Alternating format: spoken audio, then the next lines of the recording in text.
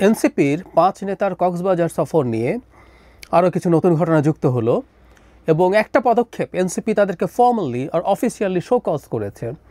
এই শোকজ করাটা কি ঘটনাটাকে আরও খানিকটা জটিল করে তুললো, নতুন কোনো ডাইমেনশন যোগ করলো, সেটা নিয়ে কথা বলবো। ইনফ্যাক্ট আমি যখন এই ভিডিও রেকর্ড করছি তখনও জানা গেছে তারা কক্সবাজারে আছেন এবং একটা নিউজ দেখলাম তারা রীতিমতো হোটেল পরিবর্তন করছেন। ভেতরে পড়ে দেখলাম গোয়েন্দা সংস্থার নজরদারি আছে ইত্যাদি ইত্যাদি। আমি জানি না এই ব্যাপারটাকে নিয়ে এত বেশি জল ঘোলা কেন হচ্ছে, কিন্তু এই নোটিশ দেওয়াটার একটা ডাইমেনশন আছে বলে আমি ধারণা করি। তার আগে একটা কথা একটু বলে রাখা দরকার, এখানে একজন নারী সদস্যকে নিয়ে তাসনিম জারা এবং তার সাথে পুরুষরা গেছেন, এই ধরনের ইঙ্গিতপূর্ণ কথাবার্তা কোনো মিডিয়ায় এসছে এবং সোশ্যাল মিডিয়ায় অনেকে এটাকে রসিয়ে নানা বাজে কথাবার্তা লিখছেন। মানে আমাদের অসভ্যতার আসলে কোনো সীমা নেই। আমরা অনেকে হয়তো জানি যে তাসনিম জারার হাজব্যান্ড খালেদ সাইফুল্লাহ তাদের সাথে ছিলেন, ৫ নেতার মধ্যে একজন খালেদ সাইফুল্লাহ। কিন্তু আমরা যদি খালেদ সাইফুল্লাহ যায়নি, তাসনিম জারা গেছেন বাকি ৩ জনের সাথে, তো কি হয়েছে? একজন নারী, একজন রাজনৈতিক কর্মী তার সহকর্মীদের সাথে কোনো কাজে কক্সবাজার যেতে পারবেন না, তারা একই হোটেলে অবস্থান করতে পারবেন না। মানে আমাদের অসভ্যতার আসলে কোনো সীমা নেই। একজন নারী যেখানে থাকেন সেখানে আমরা যদি তাকে পছন্দ না করি, তাসনিম জারার রাজনীতি কারো পছন্দ নাও হতে পারে, তাসনিম জারা না, যে কেউ যে কারো, যে কোনো দলের যে কারো, কিন্তু সেটার জন্য নারী হওয়া মাত্রই খুব বাজে ধরনের ইঙ্গিত করার একটা প্রবণতা আমাদের সমাজে আছে। এটা অসভ্যতা এবং এটা ইত্রামি। এই ইত্রামিকে আমরা কোনো রকমেই নতুন বাংলাদেশে জায়গা করতে দেব না। এমনকি তাত্ত্বিকভাবে বলছি, এটা যদি আওয়ামী লীগ নিষিদ্ধ, কিন্তু আওয়ামী লীগেরও কোনো নেত্রীর প্রতি, নারী নেত্রীর প্রতি যদি এই ধরনের ঘটনা ঘটে, এই ধরনের নোংরামের বিরুদ্ধে আমাদের অবস্থান নিতে হবে। সমাজে কতগুলো বেসিক স্ট্যান্ডার্ড থাকতে হয়, সেটা আমাদের মানতে হবে। যাই হোক, যেটা নিয়ে কথা বলতে চেয়েছিলাম সেটা হচ্ছে এই যে নোটিশ দেওয়া আছে, নোটিশের ভাষাটা আমি একটু পড়ি। 5 জনকে একই নোটিশ দেওয়া হয়েছে একই ভাষায়। গতকাল 5 আগস্ট জুলাই অভ্যুত্থানের প্রথম বর্ষপূর্তি ও রাষ্ট্রীয় গুরুত্বপূর্ণ দিবসে আপনি এবং দলের আরও 4 জন কেন্দ্রীয় সদস্য ব্যক্তিগত সফরে কক্সবাজার গিয়েছেন। এই সফর সংক্রান্ত কোনো তথ্য কিংবা ব্যাখ্যা রাজনৈতিক পর্ষদের নিকট পূর্বে অবগত করা হয়নি। অনেকগুলো ডাইমেনশন যোগ হয়। আমরা জানি 5 জন কারা কারা, অলরেডি জারা এবং খালেদ সাইফুল্লাহর কথা বললাম। এর বাইরে আছেন জনাব নাসিরউদ্দিন পাটোয়ারি, হাসনাত এবং সার্জিস। খেয়াল করি আমরা 5 জন সবচেয়ে পরিচিত মুখের মধ্যে, মানে এই দলটার এনসিপির সবচেয়ে পরিচিত মুখগুলোর মধ্যে 5 জন এখানে গেছেন এবং তাদেরকে আমরা আসলে এনসিপি বলতে এর বাইরে আর 1-2 জনকে হয়তো আমরা বুঝি, মানে বেশি পরিচিতির দিক থেকে বলছি। তো তাদের এই সেন্স অফ রেসপন্সিবিলিটি নেই যে তারা এতজন এভাবে যাবেন। এটা তাদের ভাষ্যমতে তারাই বলছেন যে তাদের যে রাজনৈতিক পর্ষদ আছে তাদেরকে অবহিত করা হয়নি, তারা এটা জানেন না, এতটাই ইররেসপন্সিবল তারা। খুবই ভয়ঙ্কর কথা। এখন সমস্যাটা কোন জায়গায় হয়েছে? পিটার হাস দেশে ছিলেন না, আমরা জানি। এই পিটার হাসের সাথে বৈঠক না। এখন প্রশ্ন হচ্ছে, এটা কি অন্য কারোর সাথে বৈঠক ছিল? কারণ তাদের এই সফর নিয়ে খানিকটা লুকোনোর টেন্ডেন্সি মনে হয়েছে, আমি নিশ্চিত নই, কিন্তু আমরা এই ধরনের একটা ভিডিও দেখার পরে এই ধরনের সন্দেহ হয়েছে। এখন সেটা প্রকাশিত হয়ে যাওয়ার পর কি ড্যামেজ কন্ট্রোল করা হচ্ছে? কারণ এখানে একটা প্রশ্ন তৈরি হয়, সেটা হচ্ছে 5 আগস্ট তারা কেন গেলেন? যে 5 আগস্টকে এনসিপি তার সবচেয়ে বড় কৃতিত্ব হিসেবে দাবি করে, অনেক ক্ষেত্রে জাহির করে বাজেভাবে, কিন্তু করে। তার মধ্যে সবচেয়ে গুরুত্বপূর্ণ লোকজন বিভিন্ন প্রোগ্রামে থাকবেন, এটাই তো স্বাভাবিক। আমার সাথে গতকালই এনসিপির একজন নেতা টকশোতে ছিলেন, তিনি জানান যে 3 জন ইনভাইটেড ছিলেন, 3 জন গেছেন ওই মূল অনুষ্ঠানটাতে, কিন্তু মানিক মিয়া এভিনিউতে তো অসংখ্য মানুষ ছিলেন এবং বিভিন্ন জায়গায় বিভিন্ন অনুষ্ঠান হয়েছে, সেখানে তারা যেতে পারতেন। বিভিন্ন টকশো হয়েছে সেখানে তারা, কারণ সেদিন ঘোষণাপত্রও দেওয়া হয়েছে, সেই ব্যাপারে তাদের যে মতামত আছে সেগুলোর বিশ্লেষণ তারা উপস্থাপন করতে পারতেন জাতির সামনে। সুতরাং আমরা জুলাই পদযাত্রা করে ক্লান্ত হয়ে পড়েছি, তাই এখন ঘুরতে গেছি, এটা ঠিক ধোপে টেকে না। ফলে এটা এক ধরনের মানুষের সামনে রং পারসেপশন দেয়, সেই কারণে তারা ড্যামেজ কন্ট্রোল করার চেষ্টা করতে পারেন। কিন্তু একটা প্রশ্ন আছে, খুবই জরুরি প্রশ্ন আছে, এই যে 5 জন গেলেন, এটা কি বেআইনি কিছু? উত্তর হচ্ছে না। এটা কি অনৈতিক কিছু হলো?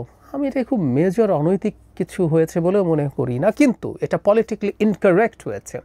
আমি এই ইস্যু নিয়ে গতকালের ভিডিওতেই বলেছি যে পলিটিক্সে পারসেপশন ম্যাটার্স, অনেক সময় ফ্যাক্টের চেয়ে পারসেপশন বেশি ম্যাটার করে, সো এখানে তাদের সম্পর্কে পারসেপশনের ক্ষতি করবে।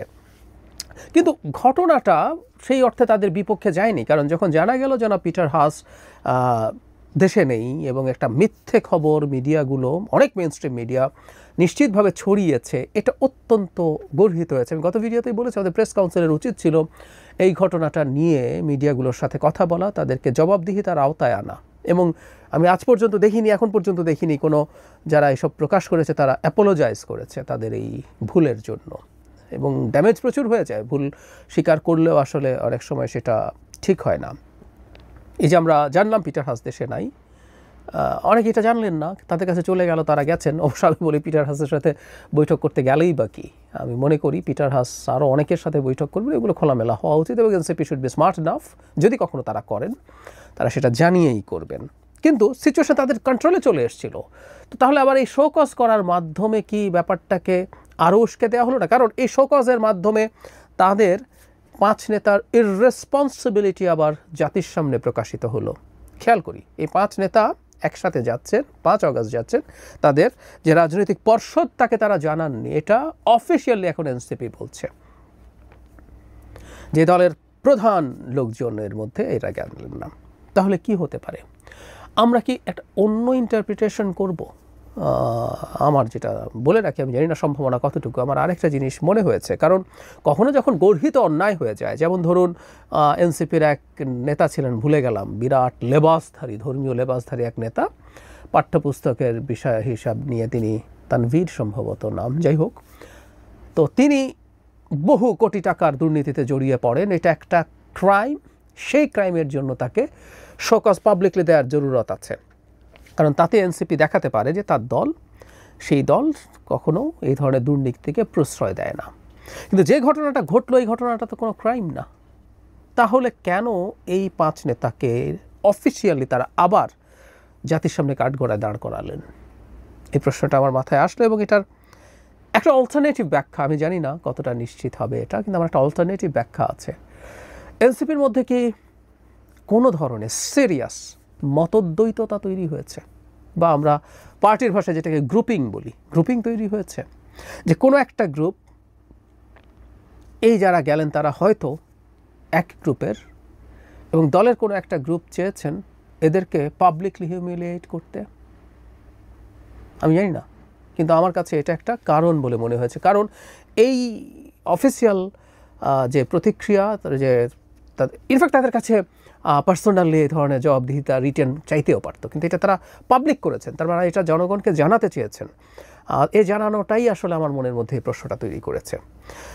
বাংলাদেশে রাজনৈতিক দলগুলোর মধ্যে নানান মতদ্বৈততা, গ্রুপিং, দলাবদলি থাকবেই। আমি অনেকে এনসিপির কাছে আলাদা কিছু এক্সপেক্ট করেন, আমি করি না।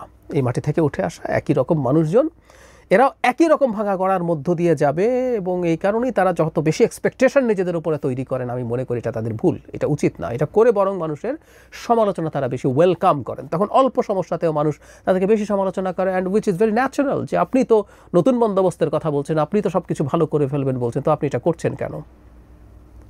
তো যে কথাটা বলছিলাম যে বাংলাদেশের মাটিতে বসে রাজনৈতিক দল হবে আর তাতে প্রচুর সিরিয়াস গ্রুপিং দলাদলি থাকবে না, তা তো হতে পারে না। আমরা তো একবার এক ধরনের গ্রুপিং দলাদলির একটা রেজাল্টও দেখলাম। মানে তখন এক্স শিবির নিয়ে প্রচুর কথা হতো, জনাব জুনায়েদ এবং জনাব রাফেজ সালমান, এনারা বেরিয়ে গিয়েছিলেন, তারা ওই পার্টিতে থাকার কথা ছিল, শেষ পর্যন্ত না থাকতে পেরে তারা বেরিয়ে যান, ইভেন রীতিমতো নতুন দল তৈরি করেন। তারা এখনও থাকবে না তার বলা যায় না, এবং আমরা জানি যে এক তো আইডিওলজিক্যাল ডিভাইডেশন আছে এখানে, তারা একটা আমব্রেলার মধ্যে সব একেবারে রাইট থেকে লেফট সবাইকে নিয়ে এসে একটা মধ্যপন্থী দল তৈরি করতে চাচ্ছেন, সেটা তো আছেই। তার বাইরেও ব্যক্তিত্বের সংঘাত থাকে বাংলাদেশের রাজনীতিতে, এবং এই ইয়াংদের একটা বড় অংশ যথেষ্ট তরুণ, এবং এখনও তাদের সোশ্যাল মিডিয়া বা অন্যান্য জায়গায় তাদের অ্যাটেনশন সিকিংয়ের টেন্ডেন্সি আছে, এবং অ্যাটেনশন পাওয়া না পাওয়ার হিসেব নিকেশ আছে। এগুলো প্রত্যেকটা সংঘাত তৈরি করতে পারে, কে বেশি ইম্পর্টেন্ট হয়ে গেল, কে বেশি প্রমিনেন্ট হয়ে গেল, এগুলো তাদের মধ্যে সংঘাত তৈরি করার সমূহ সম্ভাবনা আছে। সো আমি তাদের মধ্যে এই ধরনের কোনো কিছু নেই, এবং তারই আউটকাম হিসাবে এই শোকজের মাধ্যমে এই কয়েকজনকে এক ধরনের ডিমিন করার চেষ্টা করা হয়েছে, আমি এই সম্ভাবনা উড়িয়ে দিতে চাই না। যদিও আমি চাই সব রকম মতদ্বৈততা সত্ত্বেও, যেহেতু বহু রকম মানুষ এক জায়গায় এসে হাজির হয়েছেন, মতদ্বৈততা থাকবে, কিন্তু মতদ্বৈততার বাইরেও তারা তাদের এই জায়গাগুলো একটু খেয়াল করবেন। আর প্রত্যেকটা স্টেপ নেওয়ার ক্ষেত্রে আমি অ্যাটলিস্ট এটুকু বলি, যদি এরকম কোনো কারণ নাও হয়ে থাকে, এই স্টেটমেন্ট দেওয়ার মাধ্যমে মানে ব্যাপারটা ঔষধের মতো, আমরা ডিজায়ার্ড এফেক্ট আর সাইড এফেক্টের তুলনা করি, ওজন করি। ওষুধে সাইড এফেক্ট আছে, কিন্তু আমরা এটা খাই কারণ এটা ডিজায়ার্ড এফেক্টটা আমার বেশি ওজনের মনে হয়। সো কী অর্জন করলেন? ট্রান্সপারেন্সি দেখালেন, নাকি তার চাইতে তাদের 5 নেতা যে কোনো রকম কোনো তথ্য না দিয়ে চলে গেছেন, এত ইররেসপন্সিবল, সবচেয়ে প্রমিনেন্ট কয়েকজন, মানে আপনারা যদি 10 জন নেতার নাম বলেন এর মধ্যে 5 জন থাকবেন, তো এই 5 জন নেতাকে যে তারা এটার মাধ্যমে যেরকম ইররেসপন্সিবল হিসাবে প্রজেক্ট করলেন জাতির সামনে, এটা বরং ক্ষতিই তো বেশি হয়েছে বলে আমি মনে করি।